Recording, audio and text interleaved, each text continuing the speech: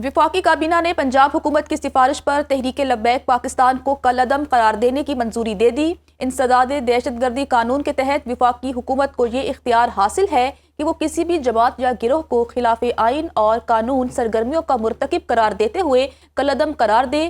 4 schedule میں شامل کیے جانے کے بعد ٹی ایل پی ملک کی سیاست میں حصہ نہیں لے سکتی۔ یہ رپورٹ دیکھیے۔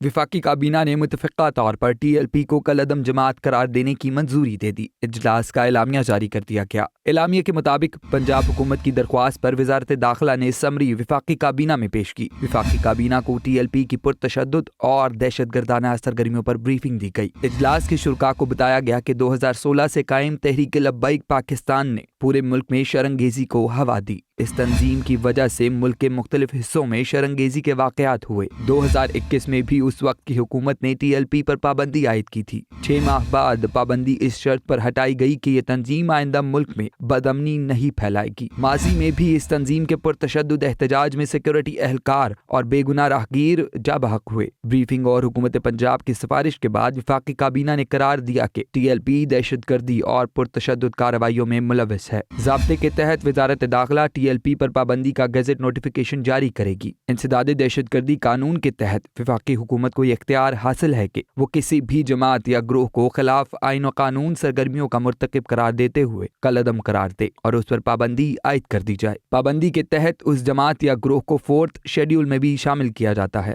4 شیڈول میں شامل کیے جانے کے بعد الیکشن کمیشن اسے باضابطہ ڈی نوٹیفائی کر سکے گا۔ آئین کے مطابق کوئی بھی کالعدم جماعت ملکی سیاست میں حصہ نہیں لے سکتی۔ کسی نے زبردستی ہڑتال کرانے کی کوشش کی تو اس کے خلاف دہشت گردی کا پرچہ کٹے گا۔ وزیر اطلاعات پنجاب عظمہ بخاری کی نیوز کانفرنس، کہا کسی کو پنجاب کا امن خراب نہیں کرنے دیں گے، ہتھیار بند جتھوں کو ریاستی ریٹ چیلنج نہیں کرنے دیں گے۔ لاؤڈ سپیکر کا استعمال جمعے کے خطبات اور اذانوں کے لیے ہے۔ افغان شہریوں کے لیے کامنگ آپریشن جاری ہے۔ غیر قانونی طور پر رہائش پذیر لوگوں کو خصوصی سینٹرز میں بھیجا جائے گا۔ ایس پی آئی 9 اسلام آباد عدیل اکبر کی پراسرار موت کا معاملہ، پمز ہسپتال میں لاش کا پوسٹ مارٹم مکمل۔ ہسپتال ذرائع کے مطابق پوسٹ مارٹم میں ایس پی عدیل اکبر کو 1 گولی لگنے کی تصدیق کی گئی۔ گولی سامنے کی جانب سے لگی اور کھوپڑی کے عقب سے باہر نکل گئی۔ گولی سے عدیل اکبر کا دماغ شدید متاثر ہوا، جس کے باعث موت ہوئی۔ نماز جنازہ پولیس لائنز میں ادا کر دی گئی۔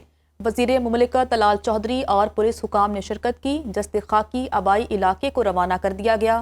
دوسری جانب واقعے کی تحقیقات کے لیے اعلیٰ سطح کی ٹیم بنا دی گئی ہے۔ 3 رکنی ٹیم کی سربراہی D G safe city Haroon Joya کریں گے۔